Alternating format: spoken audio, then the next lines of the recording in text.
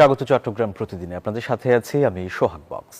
মাদ্রাসা ছাত্রী নুসরাত জাহান রাফি হত্যা মামলায় বিচারিক আদালতে মৃত্যুদণ্ডপ্রাপ্ত ১৬ আসামির মধ্যে মাদ্রাসাটির বরখাস্ত হওয়া অধ্যক্ষ সিরাজউদ্দৌলা সহ ২ জনের মৃত্যুদণ্ড বহাল রেখেছে হাইকোর্ট। এছাড়া মৃত্যুদণ্ডপ্রাপ্ত অন্য ৪ জনের সাজা কমিয়ে যাবজ্জীবন এবং ১০ জনকে খালাস দেওয়া হয়েছে। আর বিচারিক আদালতের রায় যথাযথ না হওয়ায় সংশ্লিষ্ট বিচারকের বিচারিক ক্ষমতা কেড়ে নেয়ারও নির্দেশ দেওয়া হয়েছে। ফেনীর সোনাগাজীর নুসরাত জাহান রাফি যে মাদ্রাসার ছাত্রী ছিলেন, সেই মাদ্রাসার ছাদে ডেকে নিয়ে তার হাত পা বেঁধে গায়ে কেরোসিন ঢেলে আগুন ধরিয়ে দেওয়া হয়েছিল ২০১৯ সালের এপ্রিলে। পরে ঢাকায় চিকিৎসাধীন অবস্থায় তার মৃত্যু হয়। মামলার নথি অনুযায়ী সোনাগাজী ইসলামিয়া ফাজিল মাদ্রাসার তৎকালীন অধ্যক্ষ সিরাজউদ্দৌলা নিজ কক্ষে ডেকে নিয়ে নুসরাতের শ্লীলতাহানি করেন। এ ঘটনায় মামলা হলে তাকে গ্রেপ্তার করা হয়। সেই মামলা তুলে না নেওয়ায় নুসরাতের গায়ে আগুন ধরিয়ে দেওয়া হয়েছিল। এমন নৃশংস ঘটনায় দেশ জুড়ে নিন্দার ঝড় ওঠে। ফেনীর নারী ও শিশু নির্যাতন দমন ট্রাইব্যুনাল সে বছর অক্টোবরে অধ্যক্ষ সিরাজ সহ ১৬ জনকে মৃত্যুদণ্ডের আদেশ দেয়। হাইকোর্টে আসামিদের ডেথ রেফারেন্স, আপিল ও জেল আপিলের ওপর শুনানি শেষে বিচারপতি ভীষ্মদেব চক্রবর্তী ও বিচারপতি কে এম রাশেদুজ্জামান রাজার সমন্বয়ে গঠিত বেঞ্চের দেয়ার রায়ে সেই অধ্যক্ষ সিরাজউদ্দৌলা ও শাহাদাত হোসেন শামীমের মৃত্যুদণ্ড বহাল রাখা হয়। আর ৪ জনের যাবজ্জীবন কারাদণ্ড এবং বাকি ১০ জনকে খালাস দেওয়া হয়। যথাযথ বিচার করতে ব্যর্থ হওয়ায় সংশ্লিষ্ট বিচারকের বিচারিক ক্ষমতা কেড়ে নেওয়ার নির্দেশ দিয়েছেন আদালত। তিনি এই জাজমেন্টটা রায় দেওয়ার ক্ষেত্রে কার কিভাবে দণ্ড দেওয়া উচিত, কার কি কতটুকু মামলার ঘটনার সঙ্গে সম্পৃক্ততা, সেটাও আমলে নিতে ব্যর্থ হয়েছেন। এই বিচারক মামুনুর রশিদকে ফৌজদারি মামলার বিচার এবং সেক্ষেত্রে তার দণ্ড দেওয়ার ক্ষেত্র থেকে তাকে সরিয়ে আনার জন্যই আইন, বিচার এবং সংসদ বিষয়ক মন্ত্রণালয়ের প্রতি নির্দেশনা প্রকাশ করেছেন। এদিকে আসামি পক্ষের আইনজীবীদের দাবি, সিসিটিভি ফুটেজ গায়েব করে দেয়ায় নুসরাত হত্যার রহস্য এখনও উদ্ঘাটিত হয়নি। রায়ের বিরুদ্ধে উচ্চ আদালতে আপিল করা হবে। মাননীয় হাইকোর্ট বিভাগ ২ জনের আপনার ডেথ বহাল রেখেছেন। একজন হলো ওই মাদ্রাসার প্রিন্সিপাল যিনি, আর আরেকজন হলো শাহাদাত হোসেন শামীম। আজকে হাইকোর্ট ডিভিশনের রায়ের মধ্য দিয়ে এই ব্যাপারে অনেকগুলো ফাইন্ডিং এসেছে, যেগুলো আমাদেরকে এই 164 নির্ভরশীলতা থেকে বেরিয়ে আসতে সাহায্য করবে। ইনভেস্টিগেটিং অফিসার ওই সিসিটিভি ক্যামেরাটাও সিজ করে নাই। এর ফুটেজটা যদি আদালতের সামনে আসতো, সুনির্দিষ্টভাবে বোঝা যেত কে কাকে কোথায় কি করেছে, কিভাবে কে কাকে মেরেছে কিংবা মারে নাই।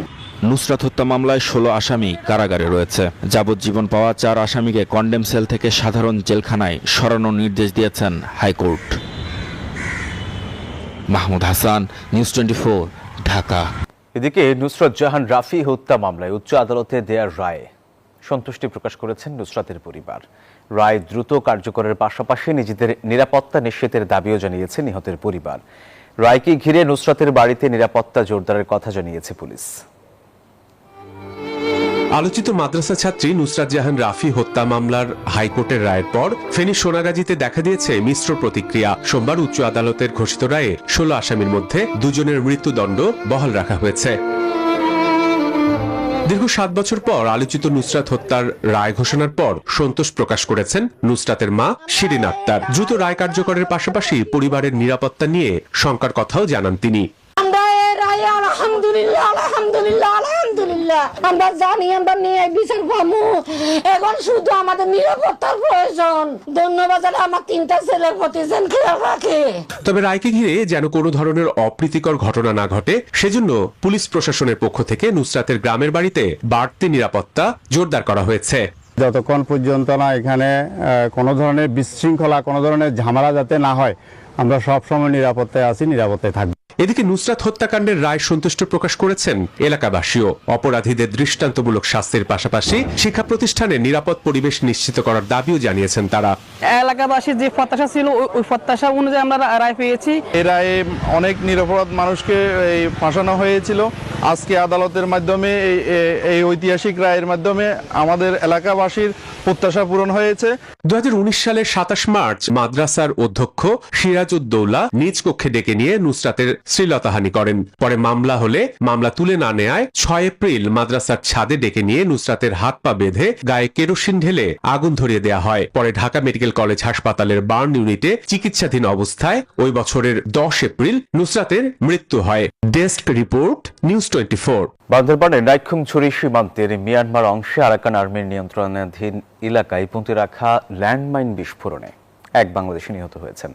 সকালে নাইক্ষ্যংছড়ি ব্যাটালিয়নের টার্গুপাড়া বিউপির দায়িত্বপূর্ণ সীমান্তের মিয়ানমার অংশে বিস্ফোরণ হলে সাইফুলের 2 পা বিচ্ছিন্ন হয়ে গুরুতর আহত হন। পরে স্থানীয়রা উদ্ধার করে নাইক্ষ্যংছড়ি উপজেলা স্বাস্থ্য কমপ্লেক্সে নিয়ে গেলে চিকিৎসাধীন অবস্থায় তাঁর মৃত্যু হয়। পার্কিং ব্যবস্থা অনুমোদিত নকশা যাচাইয়ে চট্টগ্রামের বিভিন্ন হাসপাতাল এবং ডায়াগনস্টিক সেন্টারে অভিযান চালিয়েছে চট্টগ্রাম উন্নয়ন কর্তৃপক্ষ। সকাল থেকে নগরীর ল্যান্ডসিট হাসপাতাল, ট্রিটমেন্ট হাসপাতাল, শেভরন হাসপাতাল এবং ডায়াগনস্টিক সেন্টার সহ বিভিন্ন হাসপাতাল সরেজমিন পরিদর্শন করেন সিডিএ চেয়ারম্যান।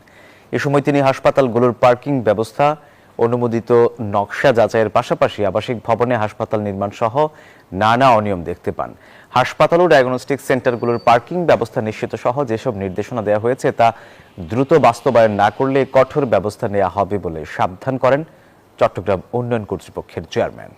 দর্শক, এই ছিল নিউজ 24 চট্টগ্রাম প্রতিদিনের এখনকার আয়োজনে। ধন্যবাদ সবাইকে।